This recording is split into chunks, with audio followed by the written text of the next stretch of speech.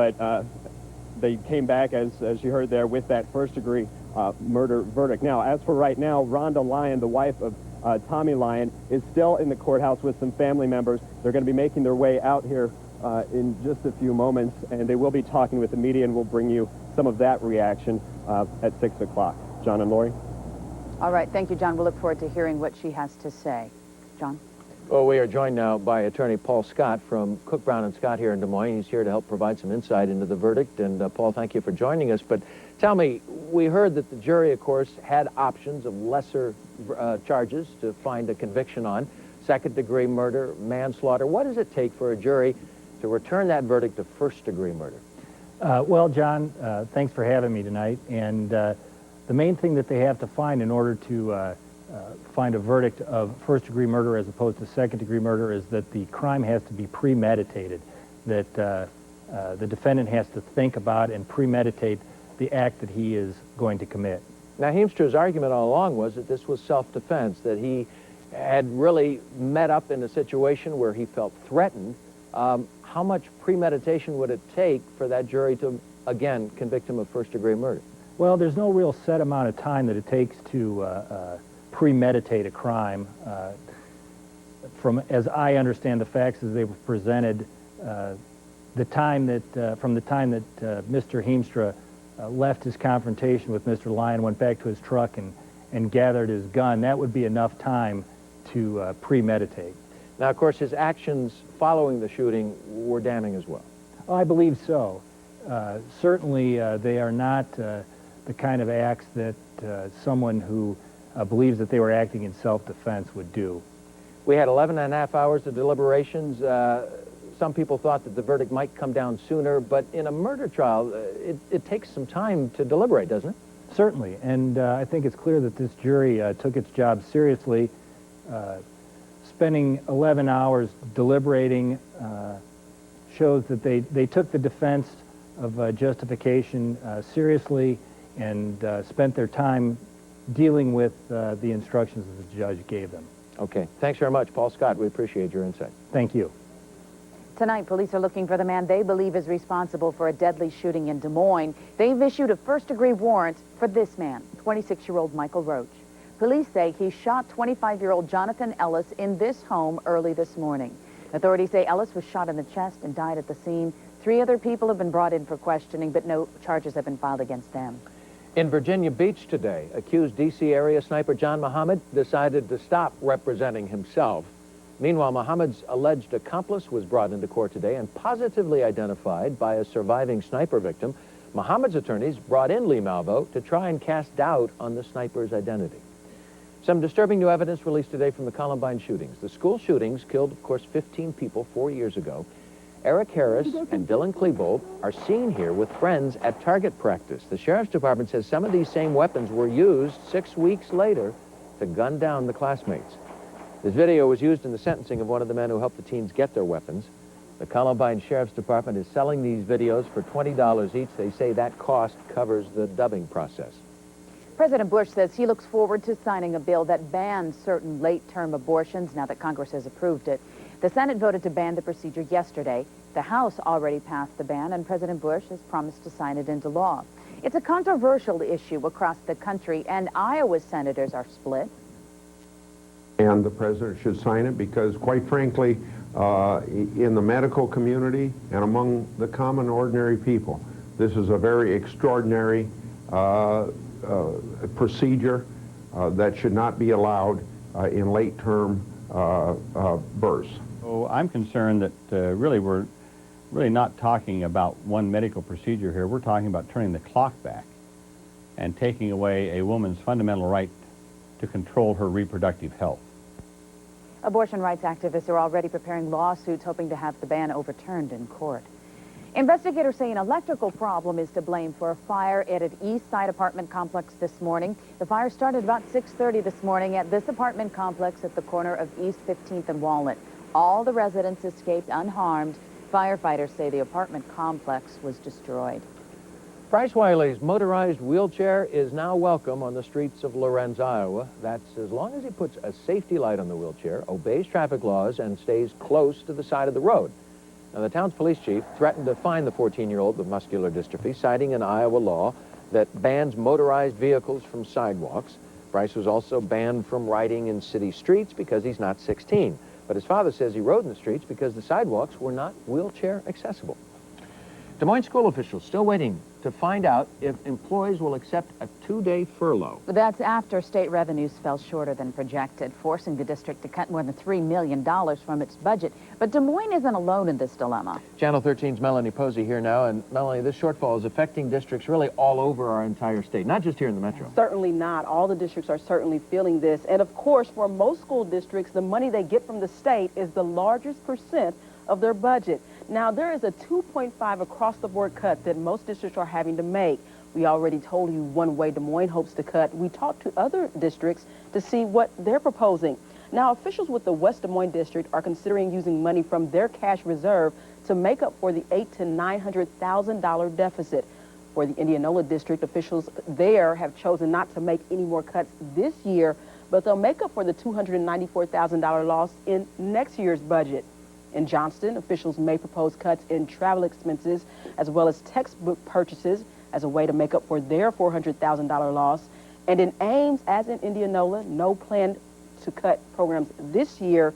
Instead, the district will rely on its cash reserves to make up for their $430,000 loss. Now, as you saw, there are 3 of the 4 districts that we talked with plan to use their cash reserves. And while the Des Moines district has about $8 million in its cash reserves, that money is what's currently keeping them afloat in terms of making payroll and so forth. So as you can tell, Lori and John, a very tough situation for districts overall. And of course, this is still very new to many of them. So many are still trying to decide exactly what they should do. And the bottom line is there is no good solution. There really isn't. The only good solution would be not to cut teachers. But as you said, somewhere else would have to be cut. Thanks, Melanie. Yes. Thanks. Some luck in the lottery may be what Iowa school districts need. Yeah, and today thousands of Iowans have the same idea. They're hoping to take home the $162 million Powerball jackpot tonight. This is the highest the lottery has been since last July when it peaked at $260 million. You can buy tickets up until $7.59 tonight.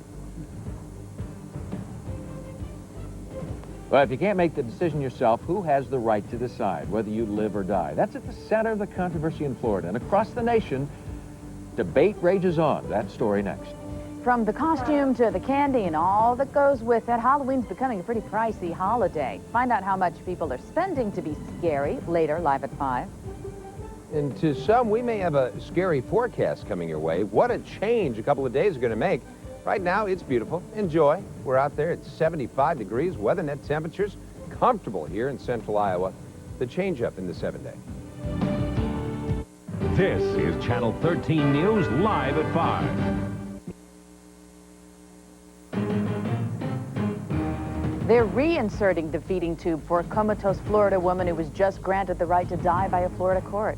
And now, Florida lawmakers have passed what they're calling Terry's Law. It's a bill that gives their governor the power to overturn a judge's ruling to have Terry's feeding tube removed. Tonight, NBC's Brian Moore has the story. Terry Schiavo is back on life support a week after her feeding tube was ordered removed by a court that ruled she should be allowed to die. Her body reportedly already beginning to succumb to the effects of 6 days without food and water when Florida's legislature and Governor Jeb Bush stepped in to stop the process, at least temporarily. Schiavo's family is grateful, but realizes this fight isn't over. We had a great victory yesterday because Terry's life is spared. But we're back in the same mode as we've been in for 10 years. Terry Schiavo has been in a persistent vegetative state for 13 years, left severely brain damaged after a heart attack when she was 26. Her husband, Michael Schiavo, maintains that she didn't want to be kept alive artificially, and after years of fighting the family in the courts, won the right to let her die. We just, as a society, can't disregard an individual's personal liberty to make their own medical treatment choices. The action by state lawmakers gives medical experts 15 days to evaluate the woman and whether there's any hope for her rehabilitation. Terry Schiavo's family says Michael Schiavo will not let them into the hospital room to see how she's doing. You know, we're hoping that Michael will have a softening of his heart and, you know, maybe give Terry back to us and stop all this legal fighting. A prospect that for now at least seems unlikely. As Terry Schiavo recovers, Lawyers on both sides are regrouping for the next round in an ongoing court battle over one woman's right to live or die. One of the first of many legal issues to be resolved here is whether the actions taken by the state legislature and governor were in fact constitutional. In Pinellas Park, Florida, Brian Moore, NBC News.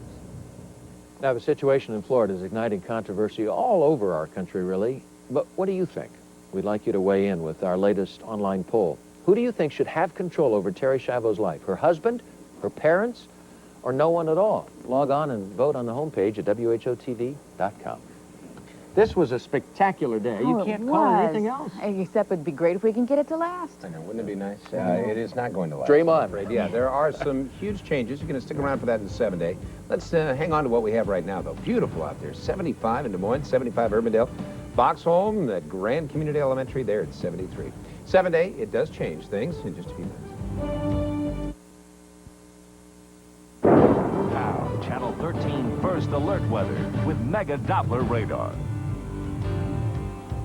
Oh, this has been an October to remember, and I'll tell you, a beautiful view there. Photojournalist Jason Stussy grabbing these gorgeous colors off of Wakanda Country Club in downtown Des Moines, looking right back at the...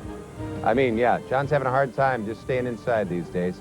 The rest of us are as well. I hope you have a chance to get outside and enjoy it. It's absolutely gorgeous. This evening, again, 74 degrees. Nothing but sun up in the sky and no cloud cover to bother us tonight. 48 is the dew point. Relative humidity at 39%, west wind at 10, low humidity, low dew points. I shouldn't say the cloud cover would bother us. We need some rain. We need to pick up rain now so that we can supply the spring with what we need in the ground. But right now, for the very short time being, not a lot of a chance for rain. There it is, the First Alert Live Mega Doppler, clear sky off of that 1,000,000-watt radar, cranking around up there at Alleman, waiting for something to happen, and things are starting to take shape. We're going to be changing things drastically here in the next few days. Let's show you the last several hours, and you'll see the clear sky. High pressure really dominant again. The clear conditions that we have seen one day after another, kind of like a pinwheel of clear sky, keeping the cloud cover out of it. Showers up to the north throughout sections of the UP of Michigan into Wisconsin, also out of a little bit of the northeastern section of Minnesota. Tonight, cool air hanging on, low pressure system.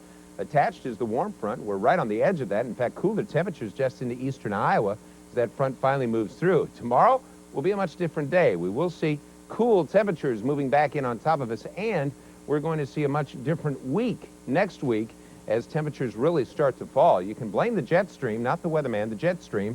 It's right now over the state of Iowa, but watch the cool pool of air start to move right back down in on over Iowa, and that will be next week. The warmer conditions really squeeze down to the south. This is a low-pressure trough that's going to stay with us throughout much of the next 7 days. As I mentioned, until then, enjoy. Let's soak up some of this beautiful sun this evening. 43 will be the overnight low, a clear sky again.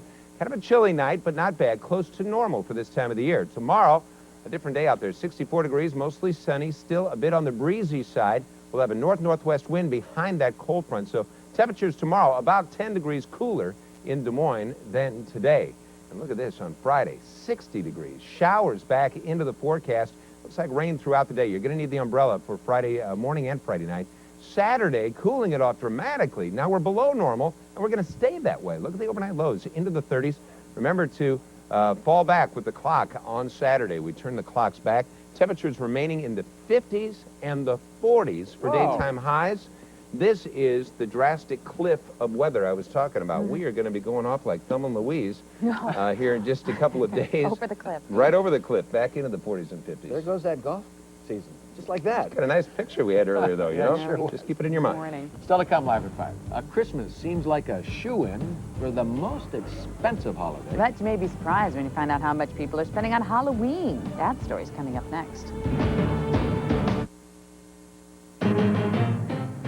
Welcome back to Live at 5. Right now, 75 degrees here in Des Moines at 5:21. Don't get used to it. That's If right. you're just getting home tonight, here's a look at tonight's top stories. A Woodbury County jury has found Rodney Heemstra guilty of first-degree murder in the death of Milo farmer Tommy Lyon. That carries with it a mandatory sentence of life in prison without parole. A Des Moines man is dead after a shooting overnight, and police have issued a first-degree murder warrant for 26-year-old Michael Roach. Authorities say he shot 25-year-old Jonathan Ellis in his home early this morning. 3 other people have been brought in for questioning, but no charges have been filed. And in Florida, the fight over a woman's right to die continues. Terry Schiavo was left severely brain damaged after an accident and does not have a living will. Her husband asked doctors to remove her feeding tube so she could die, but her parents enlisted the help of Governor Jeb Bush, who ordered the feeding tube put back in. Terry's husband is now planning an appeal. Halloween used to be an inexpensive holiday. Kids wore masks, candy was pretty cheap. No, yeah, remember that? Yeah, I do. But according to the National Retail Federation, most Americans will spend at least $40 on Halloween this year. And I mean, that's just for starters. Wow. They say it averages out to actually about $42 per person, but often more. They'll spend the most on costumes and decorations for their homes. And as Channel 13's Mark Furry reports, some of the spending can get out of control. What's that? Is that Elmo? When it comes to getting your family ready for Fright Night, I try to buy cheap costumes. I usually go for the most expensive ones I can find. the cost can take a bite out of your wallet. I think we'll probably end up spending close to $150, $200. You can buy most kids' costumes for $10 to $60, adults around $20 to $70, and most rentals are around $30. There's a wide range of costumes available to rent or buy, from the most simple to the most elaborate. But just remember, there's a huge difference in price involved. Not just the cost, it's the image. If you're feeling presidential, it'll cost you $15 to $25 for a mask. For $25 to $30, you can feel good. Yeah, baby. Or evil. Oh, for $55, you can go with the king. Or King Kong for $180. Thank you very much. Then you spend $10 for 3 pumpkins, 2 to 5 a package for candy to hand out. Even more if you're hosting a party. It'll probably be a couple $100 per couple, just because we're going to be providing drinks and food, and just we're doing a 70s theme party and murder mystery, and we had to buy the kit for that. And don't forget party decorations. Freddy Krueger can welcome your guests for around $250 a screen. Add another $50 for Tombstone to make your party the one everyone's dying to see. Still, this is the one time of the year people don't give a hoot, spending $26 to wear a mullet. A wig is big. Just keep your eye on your budget, or the scariest moment of Halloween could be when the bill arrives. Mark Furry, Channel 13 News. A lot of you have been calling asking us when Beggar's Night is scheduled this year. Now, here in Des Moines and around all the suburbs around the metro, Beggar's Night is set for next Thursday night. That's the 30th from 6 until 8 o'clock. If you're outside the metro, you can double-check the Beggar's Night schedule by calling your town's City Hall. And if you want to avoid Beggar's Night, or if you're looking for more family fun this Halloween, Living History Farm's Halloween events are continuing Thursday through Saturday nights from 5:30 to 8:30. And it's beautiful out there, Maddie. You know, out there last weekend. It was great. Oh, good. Yeah. Final forecast coming up next. First, a quick look ahead to what's coming up tonight on NBC Nightly News. Tonight's a leak. Defense Secretary Rumsfeld's private questions about the war on terror. Also, $33 million to advertise a new $20 bill of policing tonight on NBC Nightly News. Here's tonight's NBC primetime lineup, followed by Channel 13 News at 10. More news coming up at 6, of course. Catherine Pritchard here with a preview. Well, John, in just over a half hour, of course, we will take a look at security at the state capitol. Is there too much security at the Iowa State Capitol building? One state representative says cut back on some of it and save a lot of money in the process. I'm Dave Price. We'll look at the story coming up. Greetings, good afternoon. Plus, talk about your distracted driver. We'll listen in on the conversation that abruptly ends when a motorist crashes his car while talking on the radio. Then join us tonight at 10 o'clock. What's happened since Iowa's OWI law changed? New information. You want to join us tonight, 6 and 10. John? Okay, thanks so much, Catherine. We all need to make a dollar go a little bit farther these days. So how do you stretch the family budget? Email us your ideas. Go to WHOTV.com, scroll down to the bottom of the page, and click on the Super Saver icon. Tell us how you save money. We'll share your groundbreaking ideas with our viewers coming up next week. Wish we could save weather. That's what would be nice right now. Yeah, and if you have any tips on that, let me know. I could pass that along and maybe move, I don't know, to a better deal. No, I couldn't move from here. This is the perfect place. 75 degrees in the morning. We wouldn't let you move. That's right. 70, there's some days you'd say, get along, little doggy. 75 at Urbandale, Ankeny at 72. Wind gusts around 14, but wow, the really large change again in our 7-day. I'm going to tell you more about that at 6 tonight. Yeah. Time to get ready for the real field. I don't want to hear it again at 6. I know. He wants to golf. You're going to be here with me. Yeah, maybe you want to join us. We'll see you then.